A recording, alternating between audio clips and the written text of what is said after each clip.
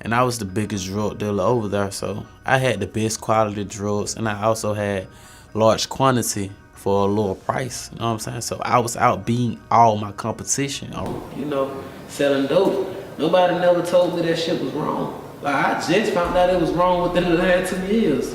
Like, nobody had not never told me selling dope was wrong. My mama don't never tell me that shit. Everybody around us was selling dope, you know what I'm saying? So I didn't know it was wrong. Ralo's life story unfolds as a captivating odyssey, navigating the gritty streets of Atlanta and the realms of hip-hop celebrity.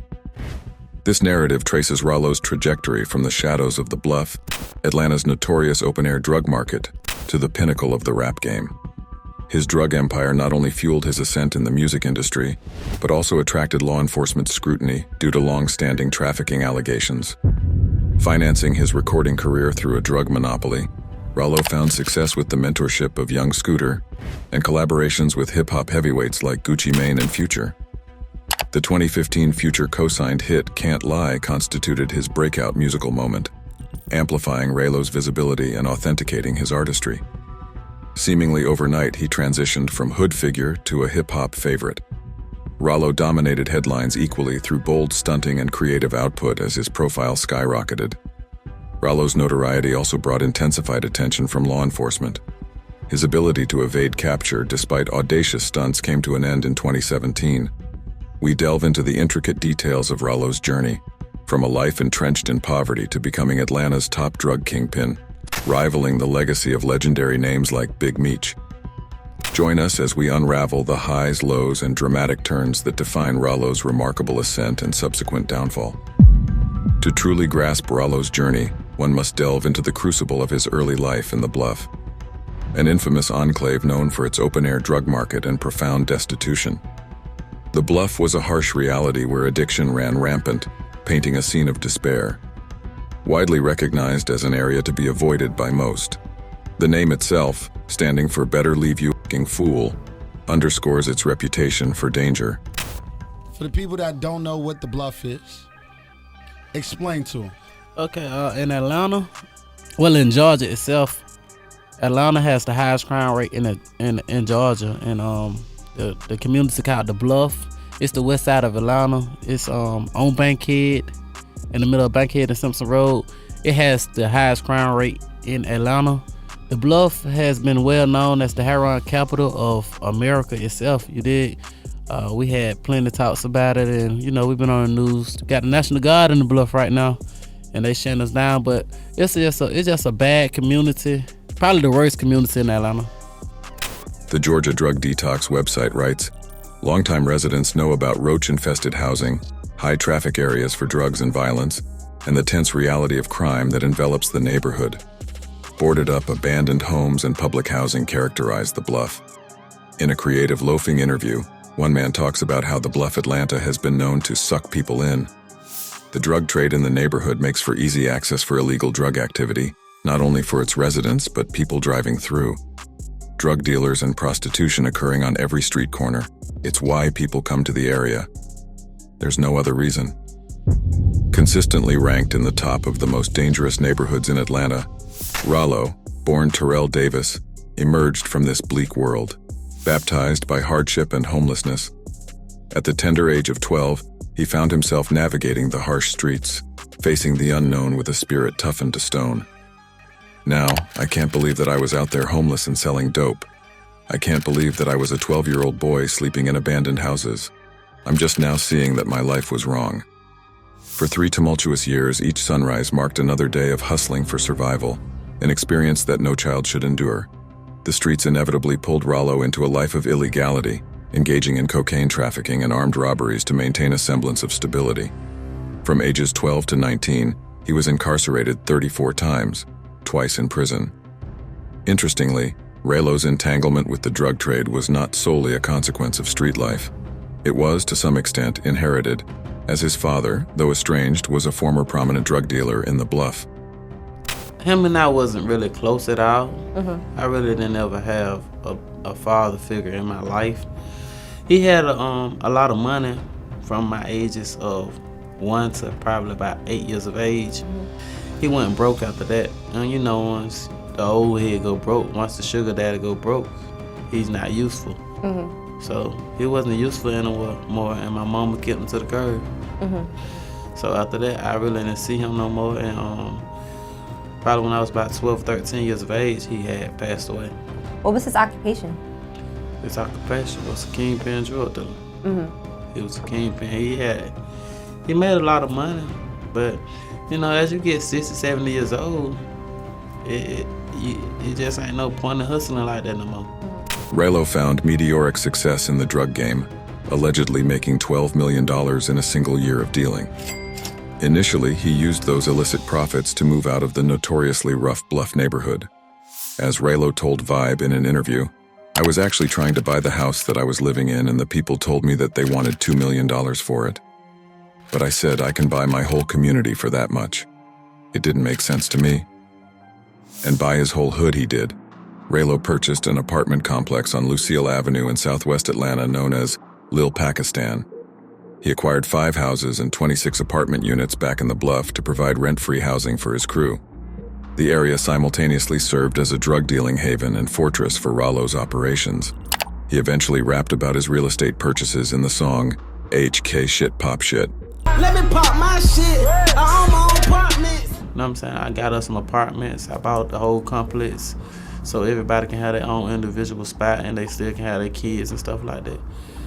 But then in 2013, Ralo was arrested by police after being found in a Jeep with nearly 1 kilogram of cocaine. The arrest led to a conviction for possession with intent to distribute based on Ralo's prior offenses.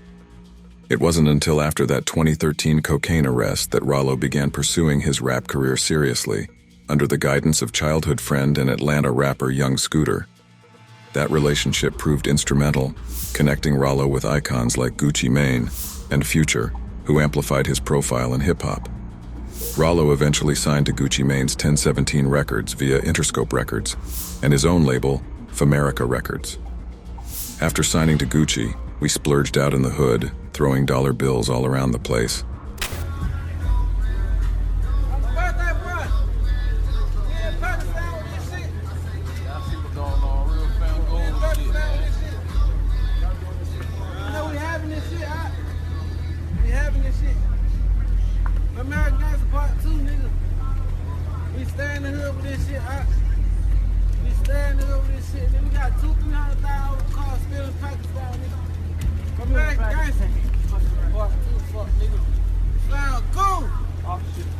Takbir! Allahu Akbar! Takbir! Allahu Akbar! Takbir! Allahu Akbar! I always liked rapping. I would play around in the studio as a youngin', 13 or 14 years of age. So when I got out of prison last year, I was in prison for a couple years, I started rapping. Because I was listening to a lot of artists while I was incarcerated, and they were rapping about a lot of stuff that I was doing in the streets that I knew they wasn't doing. A pivotal moment in Ralo's rap journey unfolded in 2015 with his collaboration alongside Future on the hit track, Can't Lie. This musical partnership not only marked a significant turning point, but also provided Ralo with a platform to unabashedly showcase his life's exploits through his lyrics. Everything I got came out that pot. It only cost a 30. I got it back in 30 minutes. What it took to get could give me a life sentence. Securing a significant cosign from one of Atlanta's biggest stars catapulted Ralo into heightened visibility and recognition.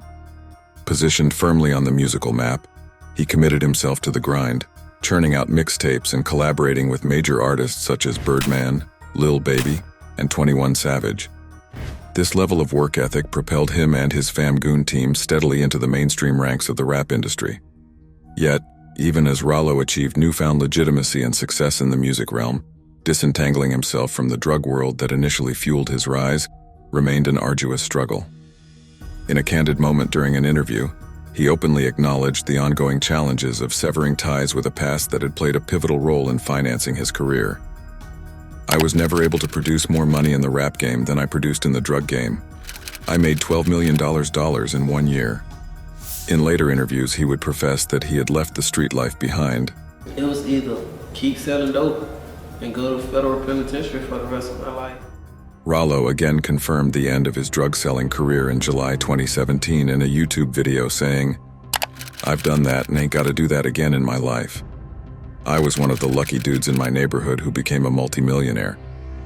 but Ralo couldn't resist documenting his exploits on Instagram, showcasing guns and money while proclaiming himself Mr. Dog Food, with dog food being another name for heroin.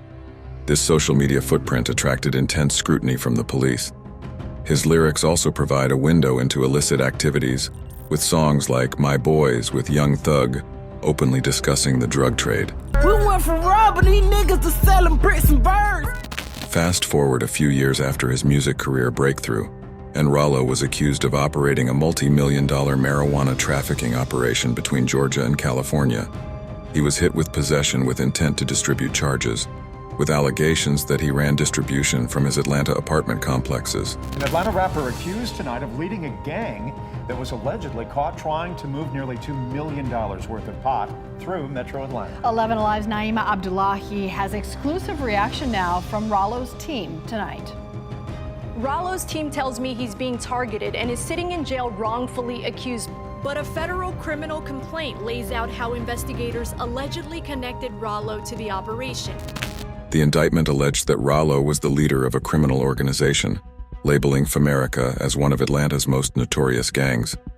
Ralo was accused of transporting huge quantities of marijuana via chartered jets, valued at nearly $2 million wholesale.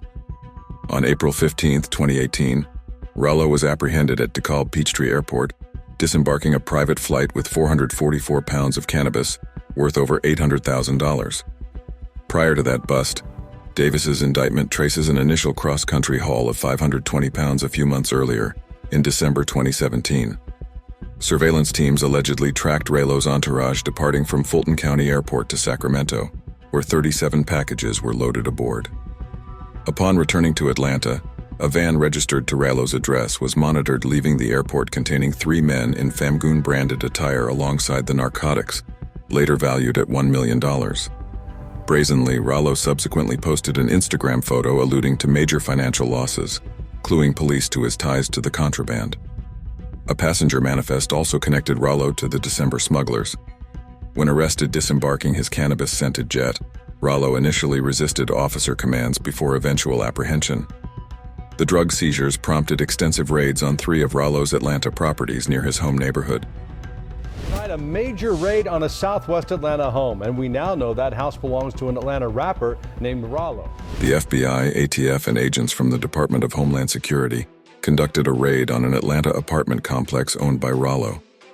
The operation took place at approximately 5:30 a.m. on Wednesday, April 18th. Residents of the complex reported waking up to the presence of helicopters and agents forcefully entering doors. The raid was confirmed to be connected to Ralo's arrest. In total, Ralo faced accusations of conspiring to traffic nearly a ton of marijuana into Georgia and leading a gang distributing dangerous controlled substances. Indulging in his darker extracurriculars in plain sight signaled catastrophic outcomes. In April 2018, this prophecy materialized as Atlanta Customs detectives meticulously tracked Ralo's private jet, compelling it to land at a designated airport. Subsequent searches revealed $840,000 worth of marijuana, marking a significant turning point in Ralo's trajectory. In May of that year, Ralo entered a not guilty plea to drug conspiracy charges. He was denied bond after being accused of still running a drug empire behind bars with the help of a female associate. Then, in an interview with the Atlanta Journal-Constitution, Atlanta Police Department investigator Tyrone Dennis said, "I would imagine he's still running things, still making tons of money." Court documents say, beginning on a date unknown but at least in or about December 2017, and continuing until on or about December 22, 2017, in the Northern District of Georgia and elsewhere, the defendants Terrell Ralo Davis, Kevin K. Harp, did knowingly and intentionally combine, conspire, confederate, agree, and have a tacit understanding with each other and other persons to violate Title 21 United States Code, Section 841, that is, to possess with intent to distribute marijuana, a Schedule I controlled substance. In June of the following year, he received an 8-year prison sentence, with the judge acknowledging 4 years of time already served. His IG account posting: the judge sentenced Ralo to 8 years in federal prison. He was given over 4 years credit time served. Ralo's estate posted on his page. The BOP has also credited him 1.5 years for good time. He was recommended a 1-year ankle monitor after the halfway house approved his home address, which will bring him home to us late next year. But our goal is for him to complete his GED or RDAP drug program so we can get another year off his sentence. That will bring him home to us in less than a year. We need prayer. In 2020, Ralo gave an interview on his well-being while still in prison. 4 years in, I'm still smiling, I'm still winning, I'm still happy, bills paid, things are going good for me. Ralo was credited for good behavior and time served, which facilitated a reduction to 6 years, with 2 years suspended. Ralo's release in November 2023 marked a moment of jubilation for his supporters. Not everything has been jubilant, as accusations of snitching have followed Ralo since before his release. In February 2019, his legal team asserted that he declined a 5-year plea deal. Ralo himself responded on Instagram by saying, "I swear by Allah, I never cooperated with the federal government. It's not one human being on earth can say they in jail for Ralo. My dog food plug dead, the person they accused of shooting for me dead, and the other dude they questioned dead too. So they not here to talk about it, and I'm ready to post all the proofs." Presently, Ralo navigates life with a visible transformation by dedicating himself exclusively to music and religion rather than the chaotic lifestyle that once defined him.